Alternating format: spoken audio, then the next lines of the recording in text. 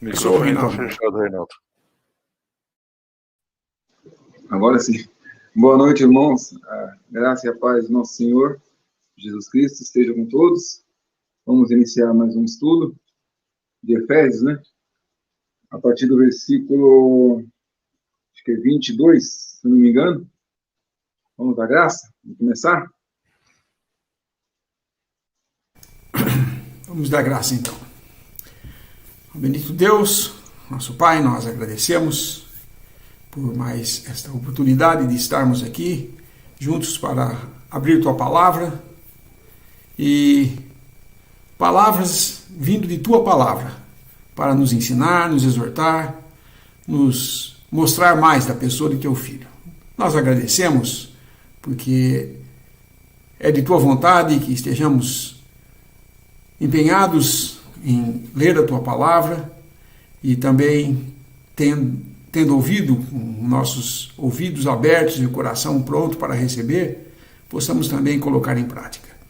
Nós pedimos por todos os ouvintes, também por nós, que vamos falar agora, que Tu estejas guiando em tudo, possa tudo ser feito para a honra e glória do Teu nome e para a honra de Teu Filho Jesus, nosso Senhor. É nesse precioso nome que nós pedimos e agradecemos. Amém. Amém.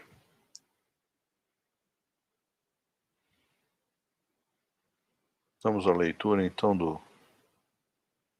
da porção de hoje. Na realidade, é Efésios 4, a partir do versículo 25. Pelo que deixai a mentira e falai a verdade, cada um com o seu próximo, porque somos membros um dos outros. Irai-vos e não pequeis, não se ponha o sol sobre a vossa ira. Não deis lugar ao diabo. Aquele que furtava, não furte mais. Antes trabalhe, fazendo com as mãos o que é bom, para que tenha que repartir com o que tiver necessidade. Não saia da vossa boca, nenhuma palavra torpe, mas só a que for boa para promover a edificação, para que dê graça aos que a ouvem. E não entristeceis o Espírito Santo de Deus, no qual estáis selados para o dia da redenção. Toda amargura e ira e cólera e gritaria e blasfêmias e toda a malícia seja tirada de entre vós. Antes, sede uns para com os outros benignos, misericordiosos, perdoando-vos uns aos outros, como também Deus vos perdoou em Cristo.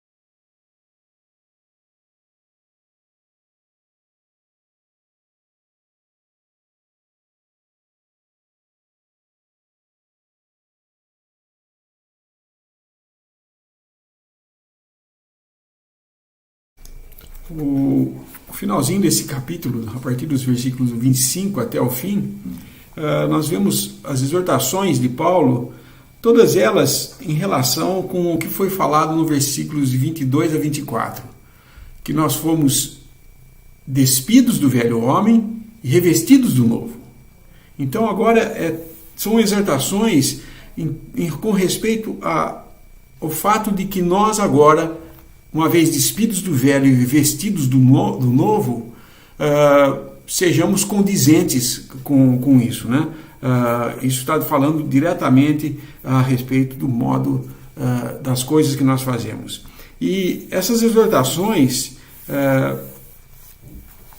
são pertinentes porque muitos falam, mas então se eu fui despido do velho homem e agora sou revestido do novo, por que eu tenho que pensar, tenho que exortar a ser honesto, como diz aqui no versículo 25, não falar a mentira, mas falar a verdade com o seu próximo, não irá, não dar lugar ao diabo, não furtar. Por quê? Porque se eu estou revestido do novo, por que eu faço essas coisas, né? É só uma razão simples, né? Não é que nós somos agora o novo homem. Nós estamos revestidos do novo homem, significa que todas as características do que é a nova criação de Deus em Cristo Jesus, isso é, tudo aquilo que caracteriza esse novo homem, nós temos agora porque estamos em Cristo Jesus. E as coisas que caracterizam o velho homem foram tratadas na cruz. Porém, nós não estamos ainda transformados. A nossa salvação ainda não está completa. O que é isso? Quer dizer que eu não sou salvo ainda? Não, é salvo. Perfeitamente salvo, nunca vai perder essa salvação, porque a partir do momento que nós cremos no Evangelho da nossa salvação, nós somos selados com o Espírito Santo. Quando somos selados com o Espírito Santo, o nosso espírito e nossa alma estão em Cristo Jesus e agora estão aptos a chegar à presença de Deus. Porém, falta uma parte ainda para que a nossa redenção seja completa, que é o nosso corpo.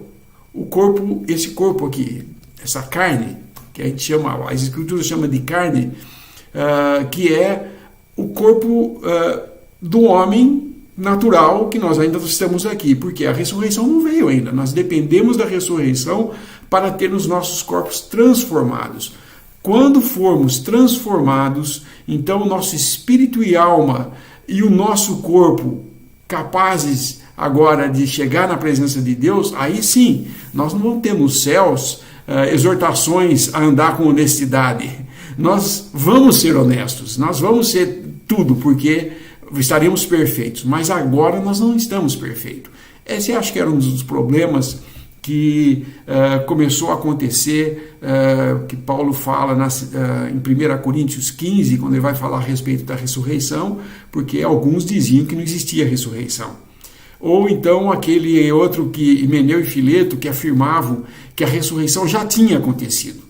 Ora, se a ressurreição já tivesse acontecido, então não haveria necessidade realmente de dizer, deixar a mentira e falar a verdade, certo? Porque já tinha havido a ressurreição e eu já ressuscitado, estou perfeito, mas nós não estamos. Então há necessidade sim de dizer essas coisas. E o que ele vai dizer aqui são coisas que caracterizam o novo homem. Como nós já dissemos, o novo homem é um conceito abstrato. São as coisas que caracterizam aquilo que é a nova criação em Cristo Jesus, Cristo ressuscitado entre os mortos. Então, ele não é o novo homem nos céus, ele é a nova raça de criação. Ele é a primícia dessa nova raça de criação do que Deus fez. Porque a primeira criação, Adão, caiu, agora, no último Adão, ele traz uma nova raça diante de Deus, que é em Cristo Jesus, ele ressuscitado dentre os mortos, e nós que aguardamos a nossa ressurreição, e também juntamente com os mártires do período da tribulação, que morrerem por causa do evangelho do reino, que vai ser pregado, eles aceitam esse evangelho e são perseguidos e mortos, eles também ressuscitarão.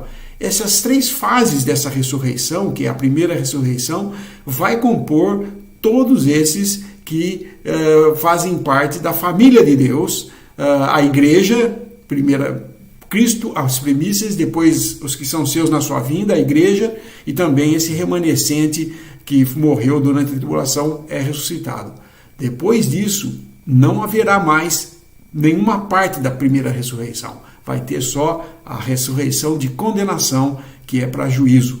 Então, quando ele começa a falar aqui, deixai a mentira, e começa a falar dessas, a mentira, a ira e tudo isso que está sendo falado aqui, nós vamos ver que todos eles têm um exemplo no Senhor Jesus. Tudo que nós vemos aqui, o Senhor Jesus fazia. Tudo que ele está pedindo para a gente fazer, o Senhor fazia. Porque ele era um homem perfeito. E o que ele está dizendo aqui, agora que vocês estão revestidos do novo, vocês têm que andar de acordo com esse homem perfeito que está nos céus. a nova criação de Deus nos céus. Eu não digo novo homem para não dar a conotação de que o novo homem é a pessoa do Senhor Jesus. Assim como o velho homem não é Adão. Velho homem é tudo que caracteriza a raça caída de Adão. Todos os males, as más coisas que praticamos antes de nos convertermos e que agora, se dermos caminho para a nossa carne, vamos praticar também agora. Isso é o pecado e temos que confessar. Então ele começa pela primeira. Vai dar lugar, a verdade vai dar lugar à falsidade. Aqui, nosso versículo, na nossa tradução, fala: pelo que deixai a mentira e falai a verdade. Eu acho que o texto aqui é muito mais do que apenas falar mentira. Mas ele está falando de falsidade. Falsidade dá uma compreensão muito maior. Porque se eu falar só deixar a mentira, é só não mentir, mas eu posso ser falso para uma pessoa. A falsidade é um modo de mentir. Porque o Darby faz lá, olha, assim, tendo se despojado da falsidade, falai a verdade entre o seu próximo, porque vocês são membros uns dos outros. Então, nós, hoje, como cristãos, deixamos a falsidade de lado e somos honestos com nossos irmãos. Honestidade é você aparentar aquilo que você realmente é. Desonestidade é você tentar encobrir uma coisa que você é, que você não quer que os outros vejam, que seria uma coisa que fosse denegrir a minha imagem ou diminuir o que eu sou. Então eu tento passar uma cera por fora, né, para ficar mais lustroso e parecer um carro mais novo, mas é o velho mesmo. Não tem um carro velho, por mais cera que você passe, ele continua sendo um carro velho. Ele pode apenas brilhar e esconder alguns risquinhos. Mas isso estou usando o exemplo da cera porque a palavra sinceridade tem a ver com isso, né? Sem cera, porque a gente sabe, conta essa história, não sei até onde é verdade, mas os historiadores falam, alguns irmãos falaram isso também, que quando fazia-se vasos na antiguidade, era muito difícil o oleiro fazer um vaso que fosse perfeitamente sem nenhuma lasquinha, sem nenhum defeito, né? Mas para que aparecesse com um vaso mais perfeito, eles passavam um tipo de uma cera no vaso e depois polia, tirava todas as irregularidades.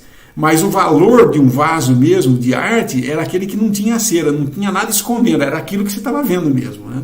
Por isso a sinceridade, ou seja, também envolve a honestidade.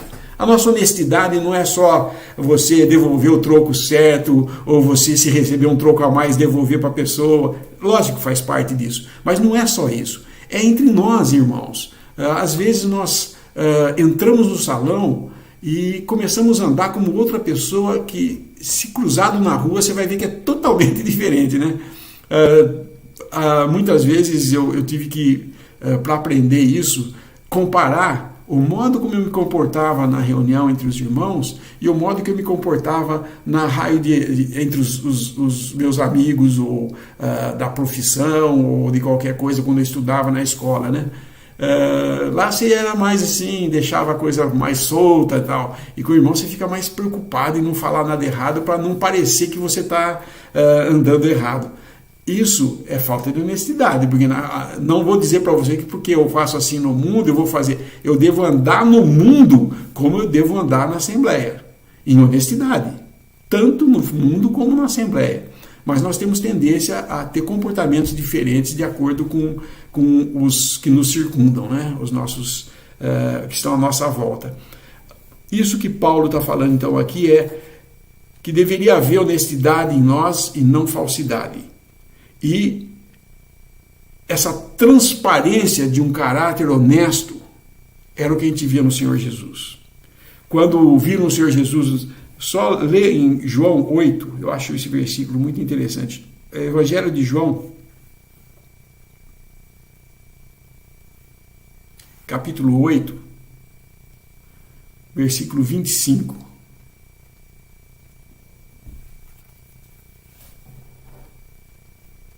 Disseram-lhe, pois, quem és tu? Jesus lhes disse, isso mesmo que já desde o princípio vos disse. Quer dizer, ele falava, o que ele falava era a verdade. E ele não precisou falar assim, olha, é o que eu passei a ser depois de um tempo. Não, desde o princípio ele falava, ele nunca mudou. Ele nunca precisou falar alguma coisa diferente do que ele era para tentar se desculpar. Quando ele falava, era a verdade que saía da boca.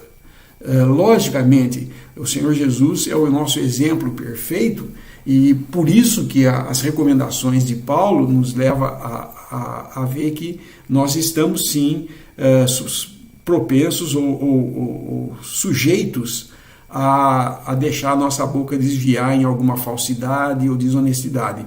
Porém, mantém-se a advertência, a exortação de Paulo. Deixai a falsidade e falai a verdade, ou seja, honesto, cada um com o seu próximo, porque nós somos membros uns dos outros. Essa seria a primeira exortação. Logo no versículo 26, vem outra. Essa talvez um pouco mais complicada. Se algum irmão quiser complementar mais alguma coisa a respeito da falsidade e da honestidade.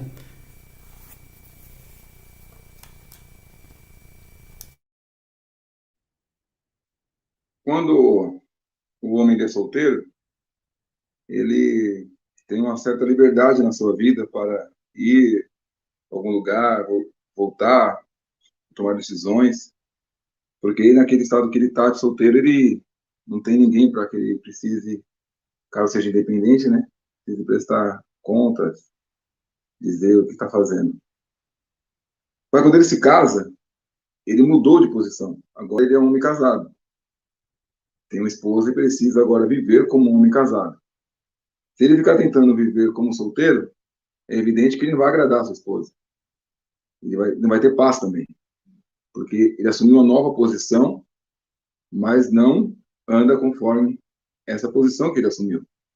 Agora ele é um homem casado. Ele precisa entender isso, talvez até aprender o que é isso, para viver o que é isso. Então, quando alguém crê no Senhor Jesus, talvez por não entender a posição que está e o que representa isso, não consiga andar conforme agrada aquele que o salvou.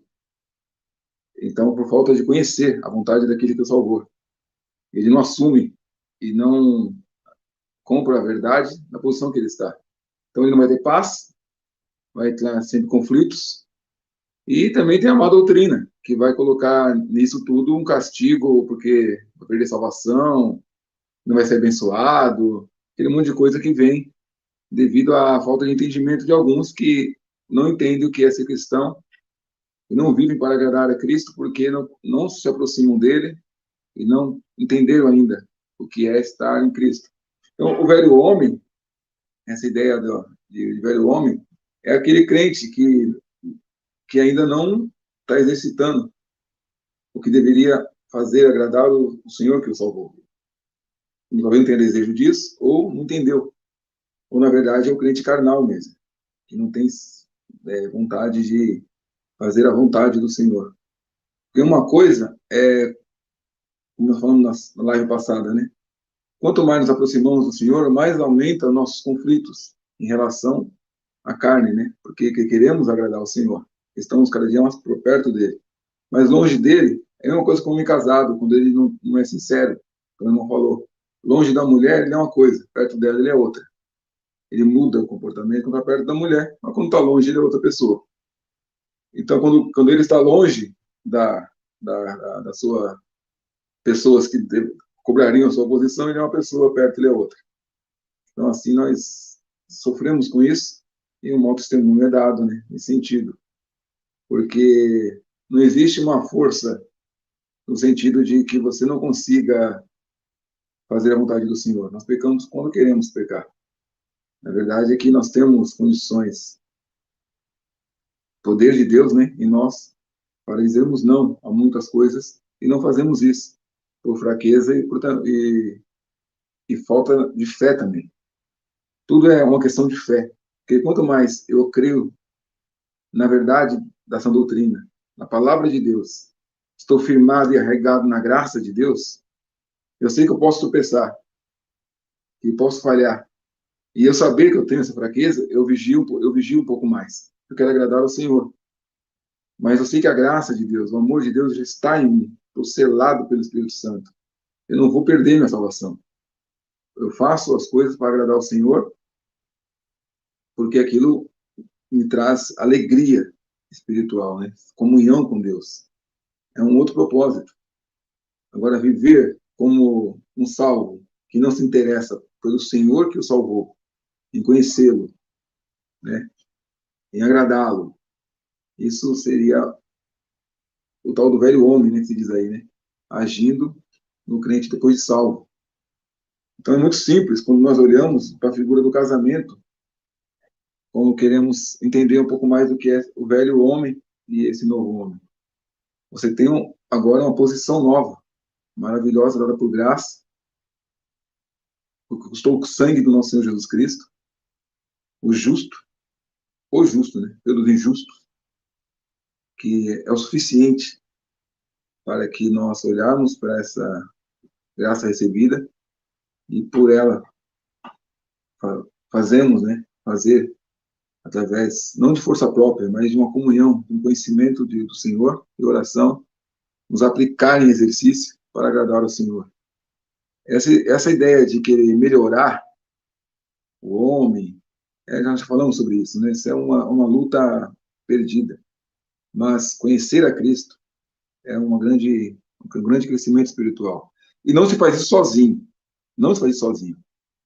Não mentais, não enganar, falsidade. Ele está falando da Assembleia, falando da nossa comunhão. Ninguém cresce. Eu vou aprender com o Espírito Santo. Você vai aprender só com o Espírito Santo. Ele realmente habita em nós e nos ajuda, mas precisamos de estar com os irmãos. Precisamos ouvir os irmãos. Ter comunhão com os irmãos. A Bíblia. Para que tem Bíblia, então? Só o Espírito Santo. Fica com o Espírito Santo e acabou. Para que você quer Bíblia? Né? A palavra de Deus está aí para nos ensinar. Os dons estão aí dos irmãos, né? Espalhados aí por todas as assembleias para aprender. A comunhão, nossos exercícios, a vida de congregado no nome do Senhor, tudo isso é o que o Senhor nos deu de presente para exercitarmos essa nova vida e agradar a Ele. Nós vivemos essa nova vida para agradar a Ele. Né? Hoje eu reuni ao nome do Senhor, os irmãos me reuniram, nós fomos lá porque queremos estar onde o Senhor está, não para ver homens, né? Não para ouvir homens falar. Nós sabemos que o Senhor vai se manifestar ali através dos dons do Espírito Santo, que habita em cada crente, com seus dons, nós vamos aprender do Senhor. E como falamos na live passada, cada irmão ali é um presente de Deus para nós. E é muito maravilhoso olhar para a Assembleia dessa forma, como Deus nos amando através da nossa união. Por isso, deixar a mentira, falar a verdade, né? Sinceridade, procurar as coisas que promovem a paz. Isso começa em casa. Começa em casa. Às vezes nós queremos ajudar na Assembleia alguma coisa, queremos fazer, queremos ter uma atividade lá, mas começa na oração. Se eu não tenho força para orar pelos meus irmãos, dificilmente eu vou ter alguma coisa para fazer na Assembleia. Então nós temos que exercitar muito o nosso individual com Deus, ser sincero nas coisas que fazemos no nosso particular, né? Nós faremos muito na oração, para que fortalecer esse espírito sincero de quando estivermos no exercício, ser uma verdade que há em nós, não uma coisa forçada para tentar aparecer, como o irmão falou, né, uma cera. Mas se na minha vida é individual, eu oro pelos meus irmãos, eu procuro agradar ao Senhor naquilo que eu faço, vai ser natural a minha atividade, meu exercício na Assembleia, porque já estou convivendo com isso. Sujeito a falhar como todos, mas é sincero, porque a máscara, né, é um problema. Se nós não nos esforçarmos para vivermos, fala esforçarmos, irmãos, é questão de estar orando, buscando o Senhor, conversando com Deus. Tem até um irmão que estava com dificuldade de relacionamento com uma pessoa, e ele falava que não ia falar com a pessoa, que não ia conversar, E quando ele me perguntou, eu disse para ele, você vai lá conversar com a pessoa. Ele, por que eu tenho que ir? Porque você é o cristão. Você que que carrega essa responsabilidade. Não depende da pessoa. Faça a sua parte, no sentido de agradar ao Senhor, não o que você acha que é certo ou que é errado. Você consegue enfrentar esse momento de chegar na pessoa e tentar se reconciliar com ela, conversar? Você consegue viver isso? Desfrutar desse dia, desse momento, para agradar ao Senhor? Né? É uma pergunta que nós fazemos, porque há muitas coisas em nossa vida que não são resolvidas, porque não olhamos para o Senhor. Olhamos para aquilo que agrada ao Senhor, mas que aquilo que agrada a nós mesmos, nossos interesses. Por isso ficamos aí dando murro em ponta de faca em muitas questões, porque não queremos agradar aquele que nos salvou e dar a ele a glória devida, ainda que nos custe alguma humilhação, alguma situação que não nos agrada. É um exercício individual de cada um, mas cada coração com Deus, o seu exercício, pode aprender um pouco mais, né, dessas coisas. Até aí.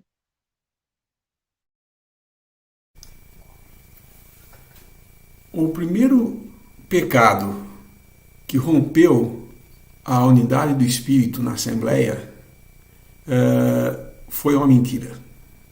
Foi uma falsidade. Vamos abrir em Atos, capítulo 5.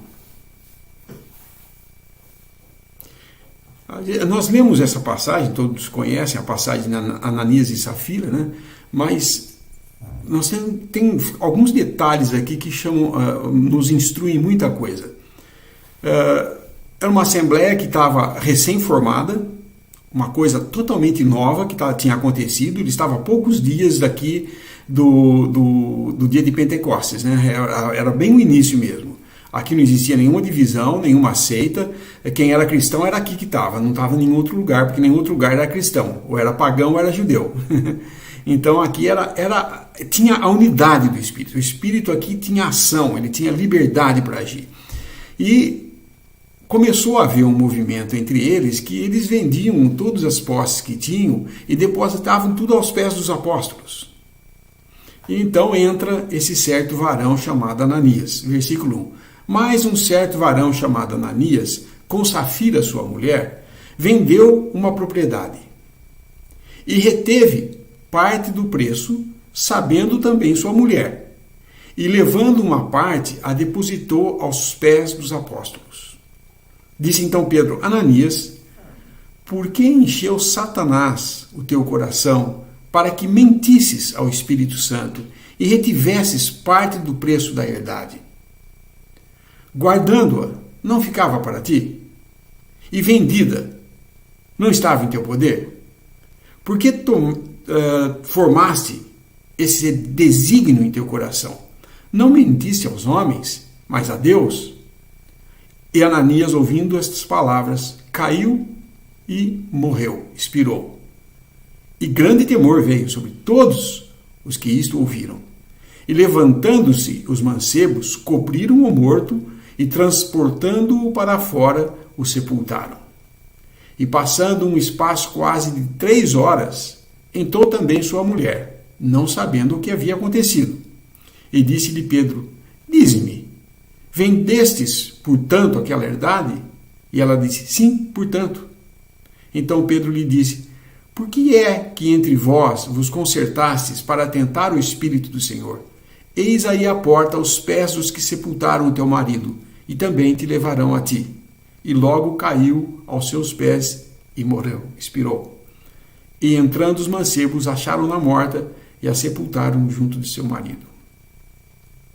Pobres jovens ter que enterrar os problemas dos mais velhos, né? Mas é o que geralmente a gente vê numa assembleia. Mas esse certo varão Ananias, ele, junto com sua esposa, vai e vende uma coisa e dá uma parte para os discípulos. Uma vez eu ouvi um irmão comentar isso e me chamou muito a atenção. O que a gente entende disso aqui? Por que Ananias fez isso? Porque, como Pedro falou, se você vendesse e deixasse metade aqui, a outra metade não seria sua? O que foi discernido aqui espiritualmente, porque o Espírito Santo estava totalmente livre aqui, porque eles estavam com a unidade perfeita, a unidade do Espírito no vínculo da paz. E o desígnio do coração de Ananias foi trazido para fora. Na realidade, nós vemos dois tipos de coisa aqui. A pessoa que vive uma mentira e a pessoa que conta uma mentira. Ananias viveu a mentira, porque ele foi aquele que vendeu tudo, pensou consigo mesmo, vou pegar metade e botar metade. Por que fazer isso? Ora, é muito fácil de entender isso. Todos os irmãos que estavam fazendo isso estavam depositando dinheiro aos pés dos apóstolos. E ele não queria ter a impressão, que os outros tivessem a impressão de que ele não fazia isso. Porém, ele tinha um problema, ele tinha avareza. Ele queria para ele aquele negócio, ele não queria dar tudo para os apóstolos, ele queria dar uma parte. Ele podia até ter feito isso, mas o problema ali é o amor pela outra parte que ele queria. Então ele deposita para que as aparências sejam de que ele também estava fazendo a mesma coisa que todos os irmãos. Mas o discernimento do Espírito ali não permitiu que ele fizesse isso. Porque quando Pedro fala, Ananias, por que encheu Satanás o teu coração? Ananias não fez nada, ele pôs o dinheiro como todo mundo. Mas estava tão evidente para Pedro, que espiritualmente discerniu isso, que ele já falou, por que Satanás fez isso? Porque mentistes ao Espírito Santo. Na realidade, você pode colocar, por exemplo, o dinheiro na coleta e dar a aparência que você está sendo, sabe, tudo ali, né? O irmão também está colaborando e tal. Mas, na realidade, só entre você e Deus é que sabe como é que é a coisa, quanto que é, qual é a sua dedicação disso que você está fazendo, qual a intenção desse dinheiro que você está pondo. Se você está pegando as sobras e pondo ali, não interessa, Deus sabe. Então, quando você assenta no seu coração, bom, meus irmãos não sabem quando eu estou pondo, eu ponho ali e eles não sabem, não precisa ficar sabendo. Mas Deus sabe. E Ele vai trazer um dia à tona isso. Ananias estava vivendo uma mentira. Ele estava vivendo uma vida de dupla face. Ali entre os irmãos ele aparentemente dava, mas lá sozinho ele guardava para si, para ter para os seus próprias vontades e deleites ou qualquer coisa. Eu não estou dizendo aqui mas nem pensando em dizer isso, eu estou usando como exemplo isso aqui, mas eu não estou querendo dizer para os irmãos que nós temos que dar tudo para o Senhor e não podemos fazer que nem Ananias que segura uma parte. Não, cada um tem que administrar a sua vida porque tem as suas necessidades, tem que pagar suas contas, tem família para cuidar. Não é para assim, trabalhar, pegar o salário e jogar na coleta, porque daí você vai comer como? Porque não é para que os outros, você tenha falta e os outros abundância, é para que cada um socorra um ou outro e tudo vá bem. Mas nós temos que ter esse exercício. Porém, aqui não tinha. Já mais à frente, o que nós vemos é que, tendo saído os mancebos para enterrar Ananias, menos de 3 horas depois entra a esposa, sem saber de nada. E a pergunta foi direta. Por quanto vendeste? Por tanto? Por isso aí mesmo. A quantidade que Pedro falou, tenho certeza, foi a quantidade que foi colocada a seus pés. Porque ela confirmou que esse era o valor, então ela mentiu, porque ela sabia que o valor tinha sido maior. Porque se vocês olharem direitinho no versículo 1, Ananias, com Safira, sua mulher, vendeu uma propriedade. Ele vendeu junto. Ela estava junto quando ele vendeu. Ele não foi lá e vendeu e falou para ela, vamos pôr isso aqui sem dizer que era só metade. Ela sabia que era metade. Mas todo o plano era dele. Ele estava vivendo uma mentira. Mas ela mentiu. Ela contou uma mentira para talvez encobrir o que o marido tinha feito. E também morreu e também foi sepultada. Então, isso aqui tem muito a ver com ser honesto. Sem falsidade, ser honesto com seus irmãos. E isso, então, Paulo fala bem claramente para nós aqui. E nós temos que ter essa honestidade. Mas em tudo isso, lembrar que nós não estamos vivendo hoje um período de uma igreja perfeita como era no início lá, né?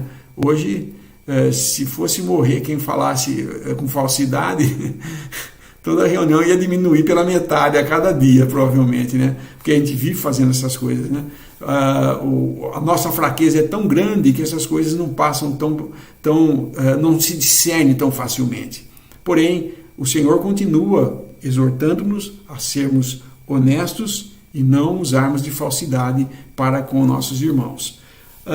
Agora, o outro versículo, esse aqui também é um versículo que eu confesso, eu nunca entendia direito esse versículo.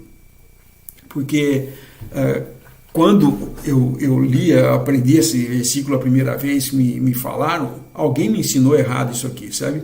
Porque ele fala, irai-vos e não pequeis, não se põe o sol sobre a vossa ira, não deis lugar ao diabo. Como pode Deus mandar a gente se irar? Porque esse irai-vos é um imperativo, gente. Irai-vos e não pequeis. Porque no versículo mais embaixo, 29, não, tem um versículo,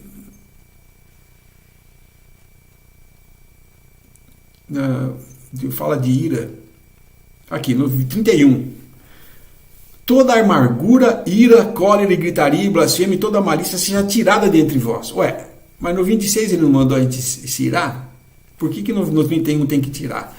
Porque existe a ira santa e a ira que é da carne, é obra da carne. O que é a ira santa? Irai-vos e não pequeis, não se põe o sol sobre vossa ira, não deis lugar ao diabo. Nós temos que ter uma ira santa contra o pecado. Nós vemos no Velho Testamento várias vezes que Deus irou-se contra Israel. Ué, mas Deus não amava Israel, como é que foi irar contra Israel? É a ira santa de Deus sobre o pecado. Quando eles pecavam, a ira de Deus pelo pecado fazia com que ele tivesse que entrar num juízo governamental com Israel.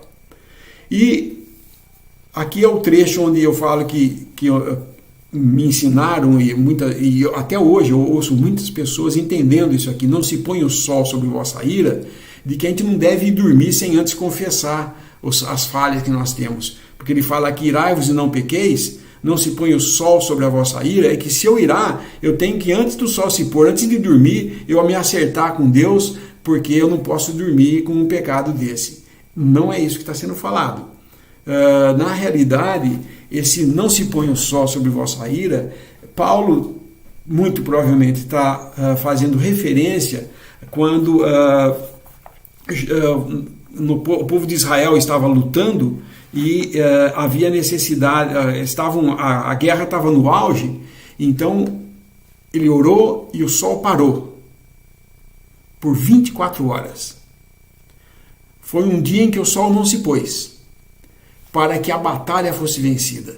O que ele está dizendo aqui, não se põe o sol sobre vossa ira, é que a nossa ira contra o pecado é uma coisa que nós temos que passar, estender o dia, para não deixar a coisa, nunca a nossa ira se arrefecer contra o pecado. Manter sempre a ira sobre o pecado. O irmão vai estar colocando a passagem que é em Josué 10.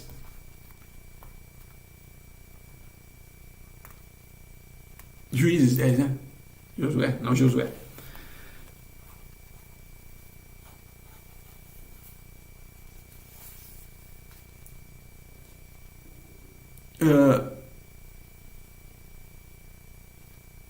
Então Josué falou ao Senhor no dia, versículo 12, Josué 10, 12. No dia em que o Senhor deu os amorreus na mão dos filisteus, disse aos olhos israelitas: se detém em Gibeon, e sol, detém-te em Gibeon, e tu, lua, no vale de Ajalon. E o sol se deteve e a lua parou, até que o povo se vingou de seus inimigos. Isto não está escrito no livro do reto? O sol, pois, se deteve no meio do céu e não se apressou a pôr-se, quase um dia inteiro. Então, é como se nós alongássemos o dia com respeito à ira sobre o pecado. Nós devemos ter uma indignação. E isso, nós sentimos isso, né? Eu, às vezes, ouço pessoas falando de Deus desrespeitosamente, hoje também com essas ideologias atuais, em que as pessoas ficam fazendo publicamente essas coisas, quer seja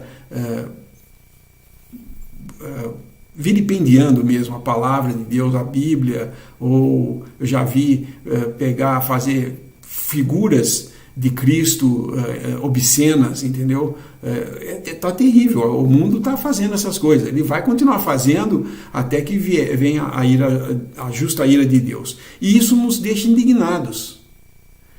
Nós ficamos realmente perturbados quando vemos as pessoas desafiando a Deus com essas atitudes. E hoje a ideia de que deve ter liberdade de expressão para fazer essas coisas, Deus não vai deixar passar. Logicamente que isso daí vai ser prontamente respondido no seu devido tempo. Mas nós, como cristãos, não devemos nunca nos conformar com isso. O politicamente correto para nós cristãos é uma coisa que deve ser tirada do nosso vocabulário. Não vou dizer que eu vou sair aí falando mal de todo mundo, que nós não temos nada a ver com essas coisas do mundo, eu não tenho que corrigir esse mundo, fazer nada disso. Porém, eu não devo conformar-me com eles. Ou achar, não, tá bem, é assim que eles querem que seja, pode fazer isso. Pode fazer em praça pública, como eu já vi fazer, defecar em coisas que são pela sociedade consideradas santas de Deus. E eles fazem isso, urinam nas coisas e fazem... É terrível, né? Mas é o que está acontecendo e eu não preciso, nem eu preciso falar aqui para vocês tomarem conhecimento. É só ver televisão o que andam fazendo, né? Então, essas pessoas que estão hoje declarando-se satânicas, elas estão se declarando que elas são devotas de Satanás mesmo, estão fazendo isso porque nós temos que ter uma ira santa quanto a esse tipo de pecado e mesmo que tenha que alongar o dia, nós não podemos nunca falar, não, amanhã é outro dia, já não vou pensar mais. Não, isso daí tem que permanecer. E nós temos que nunca dar lugar ao diabo, porque o diabo faz essas coisas para perturbar a nossa paz e para que no final a gente acabe cedendo em alguma coisa na verdade. Nós nunca podemos sacrificar a verdade em prol de paz. A unidade do Espírito no vínculo da paz é mantida não passando por cima da verdade, mas sim falando a verdade uns com os outros, irando-se contra o pecado à nossa volta, o mal que está à nossa volta, não deixando que o sol se ponha, ou seja, até que a luta seja vencida, nós vamos continuar não lutando contra essas pessoas pessoalmente, mas no sentido espiritual, nós continuamos na nossa posição firmes no Senhor e não dando lugar ao diabo.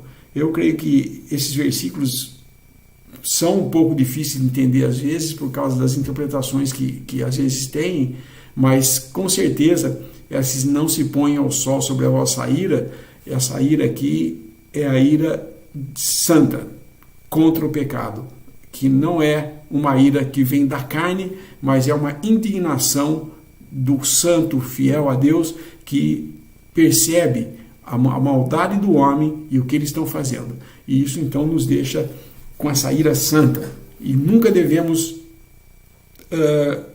sequer ceder em uma vírgula da palavra por causa dessas pessoas. Se a palavra de Deus me diz é assim, pode dizer o que quiser a esses homens, esses infiéis que estão fazendo essas coisas, continua sendo a verdade de Deus e por enquanto nós podemos falar, mas pode chegar um tempo em que nem isso nós possamos fazer, sem que sejamos presos ou proibidos de falar e tudo mais. Mas enquanto nós estamos aqui numa situação em que você pode ter inclusive uma reunião como essa, sem ninguém te perturbar, eu não sei se isso poderia... É um negócio que vai continuar sempre. Pelo jeito, cada vez vai piorar mais, né? Porque se aproxima aquele dia em que o Senhor vai nos tirar daqui e aí então o caos vai ser estabelecido. Aí, tudo isso aí que eles estão fazendo vai ser coisa simples, perto do que podem fazer ainda. Tá ok? Só até aí por enquanto.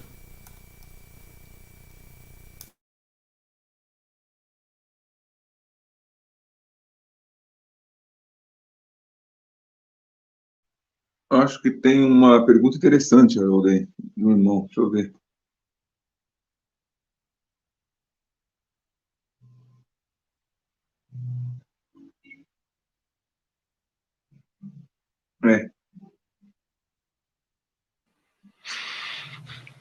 devido a esse ato de Ananias e Safira, eles são salvos?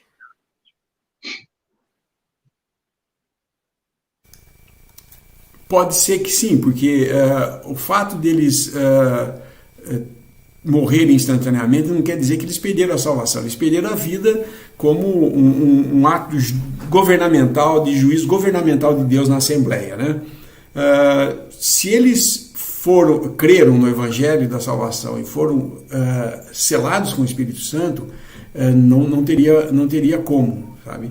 Mesmo que eles estivessem, como Pedro falou, mentindo ao Espírito Santo. Muitos usam isso daí para falar, mas isso é a blasfêmia contra o Espírito, né? Eu não creio que o que Ananias fez seria uma blasfêmia contra o Espírito. Ele apenas estava tentando enganar os irmãos e mentindo para o Espírito Santo, pensando que pudesse mentir para o Espírito Santo, né? O que ele percebeu logo, enquanto Pedro falava, ele já caiu morto, né? O que fala de você blasfemar contra o Espírito Santo está em relação com aquilo que o Senhor estava fazendo aqueles milagres e os fariseus estavam dizendo que aqueles milagres eram feitos no poder de Satanás. Isso é totalmente diferente de vender a propriedade, dar só metade e esconder a outra metade. Eles estavam imputando ao Senhor Jesus que o poder dele era de Satanás. Por isso que esse pecado era imperdoável nesse sentido. Porque eles, como nação, estavam rejeitando o seu Messias e implicando com a sua fala de que aquele homem estava fazendo aquilo no poder de Satanás, no poder do diabo. E era o Espírito Santo, claramente, porque eles podiam ver que era alguma coisa fora do normal, né? Não era uma coisa que qualquer homem ali estava fazendo. Eles tinham o testemunho do que o Senhor estava fazendo, mas eles não queriam ver, então eles imputavam isso como vindo de Satanás. Porém, eu não gosto muito de ficar vendo nas escrituras quem é salvo e quem não é e tudo mais. Eu acho que é um exercício que não leva a muita coisa, não. Por exemplo, existe no Velho Testamento muita discussão, Saul era salvo ou não? Porque ele se matou. A mulher de Ló, ela virou uma estátua de sal. Ela era salva ou ela não era, sabe? Então, a busca disso aí vai me levar aonde? A perguntar que eu agora vou começar na Assembleia a questionar quem é salvo e quem não é? Bom, há um modo de eu saber, né? Aquele que tem o Espírito, esse é de Cristo, o que não tem, não é. Porque a única definição que o Senhor dá, o Senhor Jesus mesmo dá, e o Paulo fala na sua carta, é que aquele que tem o Espírito de Deus, esse é dele, e o que não tem, não é. Então, o que faz uma pessoa salva? Suas obras? Os seus erros o levam para o inferno? E as suas obras o levam para o céu? Suas boas obras? Não. Mas a fé em Cristo Jesus. Agora, um cristão pode cometer falhas? Pode. Um cristão pode fazer erros desse tipo, como Ananias e Safira fizeram, mas eu não sei se o outro irmão tem outra opinião, mas, na minha opinião, eu não gosto muito de ficar fuçando para ver quem é salvo e quem não é nas Escrituras. Sabe? Uma coisa eu sei, Paulo podia dizer, seus nomes estão escritos no livro da vida. Ele por acaso sabia quem ia ser salvo e quem não ia? Então como é que ele fala que o livro estava escrito, os nomes estavam escritos no livro da vida? Porque Paulo esteve no terceiro céus e tudo mais, né? Mas quando ele pega um homem, como em 1 Coríntios 5, que cometia uma coisa muito pior do que Ananias e Safira, porque ele dormia com a sua madrasta. Uma coisa, como Paulo fala em 1 Coríntios, nem entre os gentios era feito. É uma barbaridade tal que nem entre os gentios. E o que ele faz? Pedir que o tal seja colocado fora. Na segunda carta ele manda restaurar porque ele deu sinal de arrependimento e ele era um verdadeiro cristão. Mas ele estava fazendo todas essas coisas erradas. Então, o parâmetro que a gente tem que ter é assim, Deus sabe quem é seu. O Senhor sabe os que são seus. O Senhor conhece os que são seus. E nós individualmente, cada um tem que ter essa certeza da sua salvação. E essa certeza não é baseada nos seus sentimentos, na sua introspecção, olhar para dentro de si e ver se você é salvo mesmo ou não é, mas é você confiar no que Deus fala. E Deus realmente deixa bem claro na palavra: aquele que crê é salvo. E jamais vai perder essa salvação.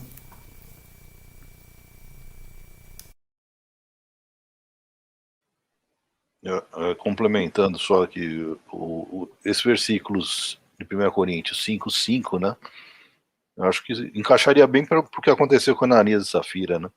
Seja entregue a Satanás para a destruição da carne, para que o espírito seja salvo no dia do Senhor.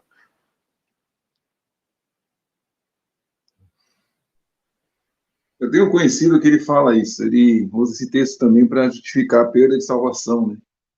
Ele fala assim que, olha, se Jesus voltar hoje, você nessa condição, você não vai subir não, hein? Ele coloca sempre o homem como responsável, se vai ficar ou se vai subir, estando em alguma condição. E o fato do Espírito Santo ter participado desse ato aí de Ananias e Safira, enganaste o Espírito Santo, eu entendo que eles eram salvos, né? Porque para você ter relação com o Espírito Santo, você tem que ter alguma coisa com ele. Talvez, eu imagino ser salvo. Mas esse texto é usado muito para isso, para dizer que se perde salvação porque naquele momento você estava mentindo para Deus e foi pego aqui no ato da mentira. Então isso a questão de querer descobrir quem é salvo e quem não é, realmente é até desgastante. Mas usar os textos pode dizer que a pessoa perde salvação, é pior ainda. É.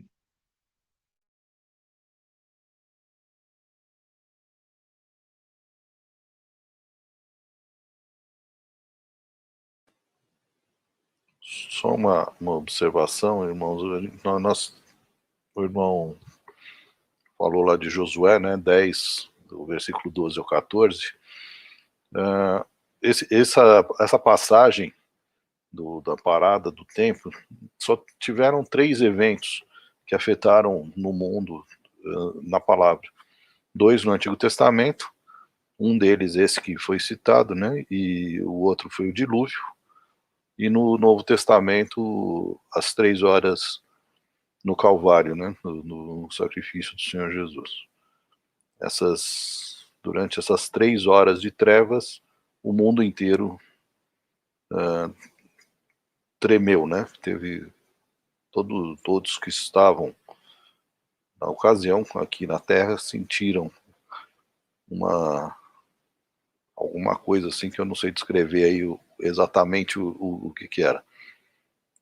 Então é só uma observação aí.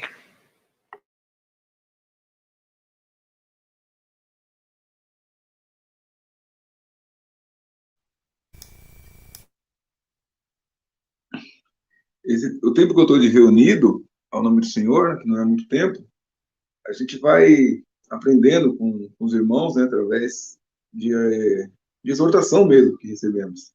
E a gente fica muito feliz com isso. Porque quando o irmão chega para você e fala, olha, Reinaldo, eu vejo isso e isso não me deixa em paz, eu gostaria que o irmão desse uma olhada nesse comportamento, nessa sua ação. Isso é bom, irmãos. Isso não é ruim. Quando é feito em amor, com cuidado, assim, é bom. Porque Paulo fala para o Coríntios, né, no final do capítulo 1 Coríntios, capítulo 16, portai-vos varonilmente, né? Acho que é 1 Coríntios, irmão. 1 Coríntios 16, versículo 13.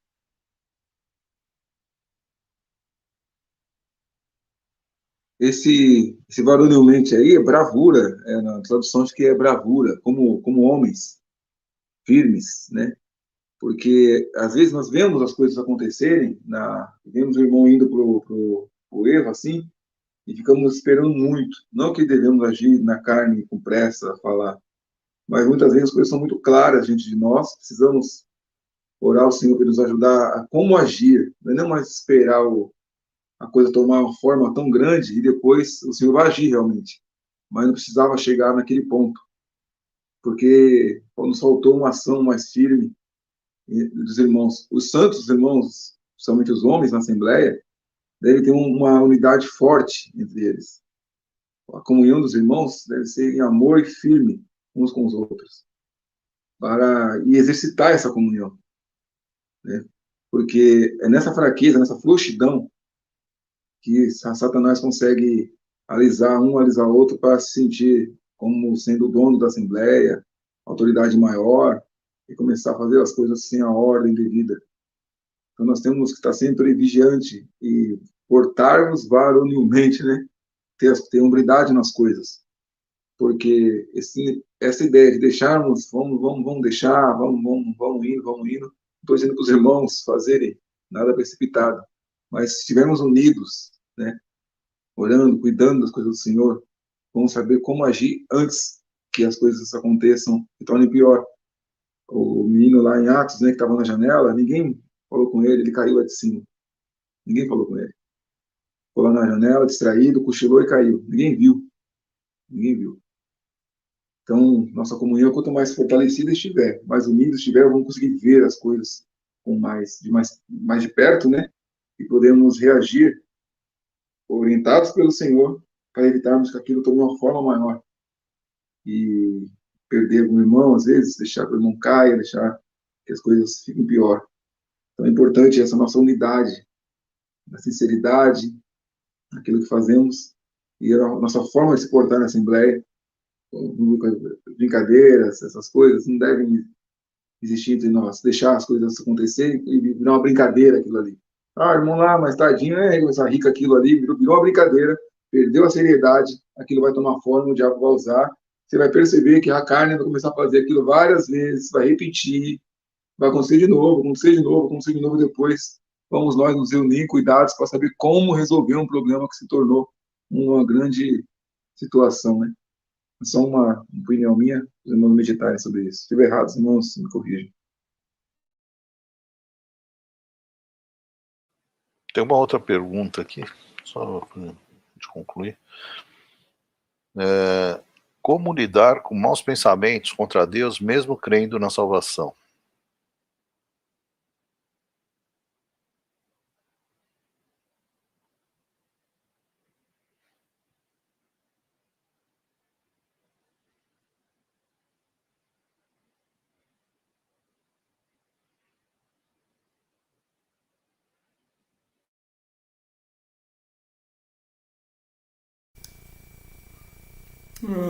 Maus pensamentos contra Deus.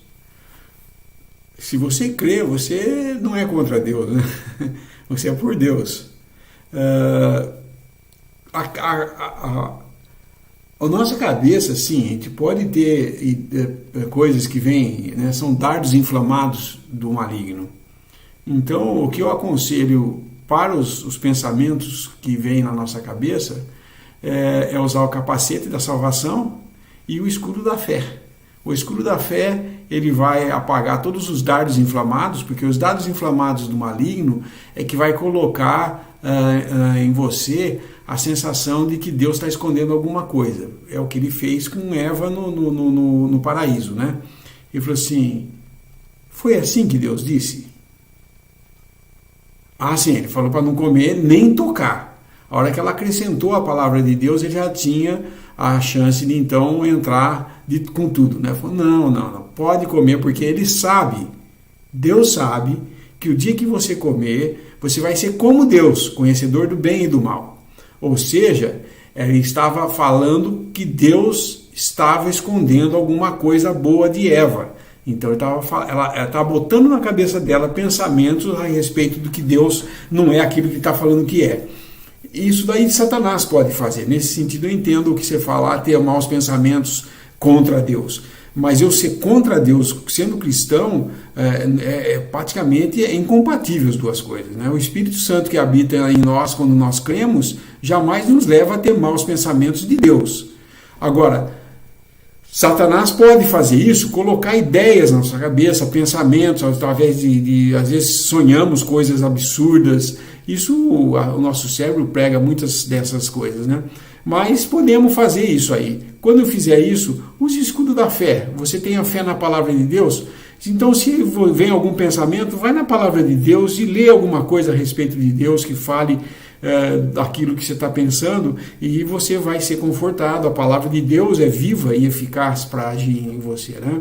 Mas ore a Deus que te guarde disso, mas vista toda a armadura de Deus, que é em Efésios 6, né, que nós vamos chegar lá e talvez daqui a alguns meses, né, nesse passo aqui. Mas a armadura de Deus é uma coisa que Deus providenciou para nós, para cada um ter a sua armadura. Não é uma armadura para todos, não existe armadura tamanho único, né? Que uma serve para todos. Cada um tem que ter a sua armadura e vestir ela que seja para ele a sua armadura. E ele sai para essa batalha espiritual, porque nós agora temos uma batalha espiritual nos lugares celestiais. Isso é diferente da nossa batalha entre carne e espírito, que fala-se em Gálatas. Isso é quando eu estou andando na carne, aí sim, vem todos esses pensamentos. Então, se esse pensamento está vindo porque a sua vida tem sido uma vida permissiva, você está permitindo coisas para a sua carne que você não devia, você sabe que não devia porque o Espírito Santo tem te mostrado e você mesmo assim quer continuar, lógico que daí vem todo pensamento de todo tipo mesmo. Mas se você está andando bem, está confiando no Senhor, tem fé, vive uma vida para o Senhor, lê a palavra, ora e tudo mais, quando vier esses pensamentos, o escudo da fé, o capacete da salvação, tenha certeza que você é salvo, que você nunca vai perder sua salvação, tenha certeza que a fé que você tem em Cristo Jesus é que te salva, e ela salvou, te salva e te salvará, porque nós somos salvos, estamos sendo salvos e seremos salvos. A salvação é uma coisa contínua. Fomos salvos quando Cristo morreu na cruz por nós, e quando cremos nesse evangelho que nos foi anunciado, nós fomos salvos, selados com o Espírito Santo. Isso nunca perdemos mais. Estamos sendo salvos durante todo o tempo de nossa vida. Enquanto andamos aqui na terra, somos salvos. O Senhor nos cuida de doenças, de acidentes, Ele cuida de nós. Quer dizer que então quando eu tenho acidente é porque Deus não estava cuidando? Não, não é isso. É que acontecem coisas assim na nossa vida, mas Deus está cuidando de nós. E quando acontece alguma coisa, é perguntar para Deus o que eu tenho que aprender com o que está acontecendo, porque Ele permitiu que acontecesse. E seremos salvos, porque no arrebatamento nós seremos tirados da terra e não passaremos pela tribulação, que é o pior período que a terra vai passar em toda a sua história, passada, presente e futura. Não vai ter coisa pior do que o período da tribulação, 7 anos de tribulação. Nós seremos salvos desse julgamento e também seremos salvos do lago de fogo de enxofre, porque fomos salvos em Cristo Jesus. Então essa salvação nesse aspecto de ontem, hoje e sempre nós estamos salvos.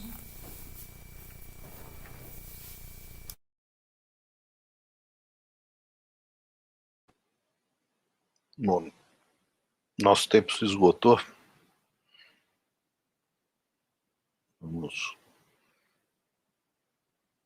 Podemos escolher um hino? Trouxe a colinha aí, Reinaldo.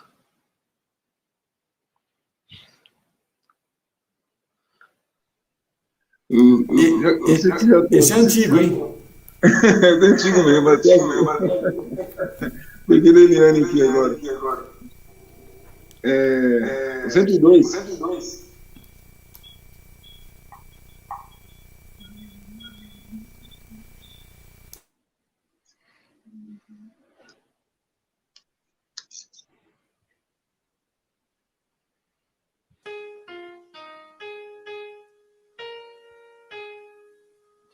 Queremos com 1000 línguas dar, ó nobre Redentor, excelsa glória e Não é esse? celebrar teu triunfo salvador. Bom soberano, ajuda-nos a... Desculpe.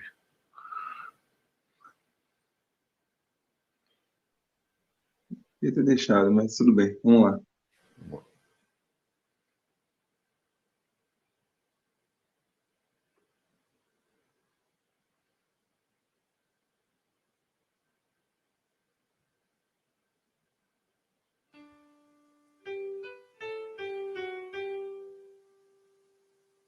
em de bom amigo temos Cristo, nosso bom pastor.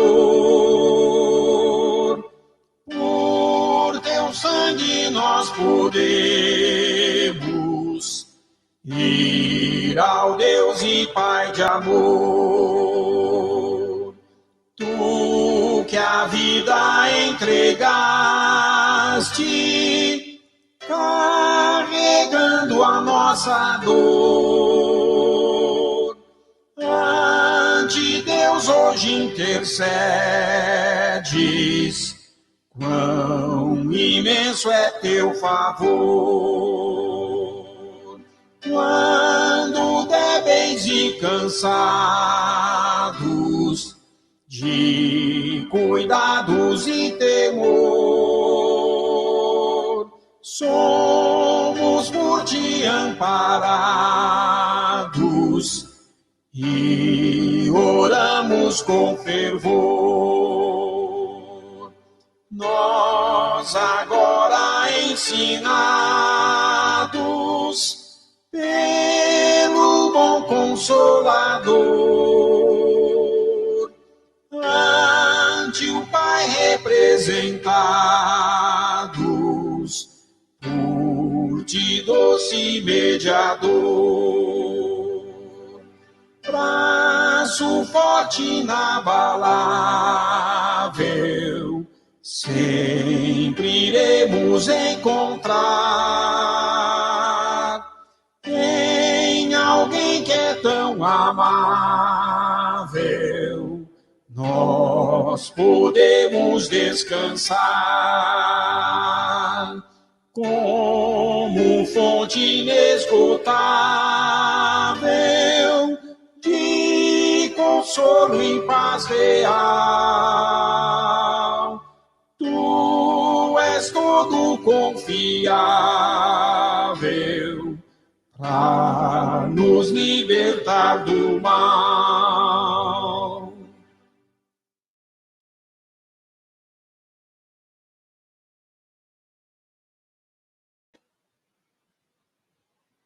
Bom, irmãos, estamos encerrando mais um estudo.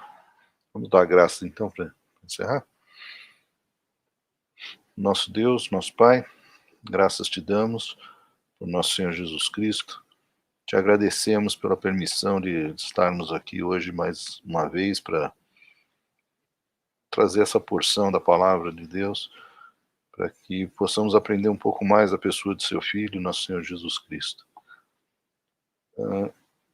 Tão maravilhoso, né, sermos confortados com a palavra, aprender sempre um pouco mais, e todos tenham aproveitado, e para aqueles que ainda vão assistir por esse meio, possam também aprender um pouquinho mais da pessoa de nosso Senhor Jesus Cristo. Te damos graças, Pai, por tudo, pelo bendito e precioso nome de seu Filho, nosso Senhor e Salvador, Jesus Cristo. Amém.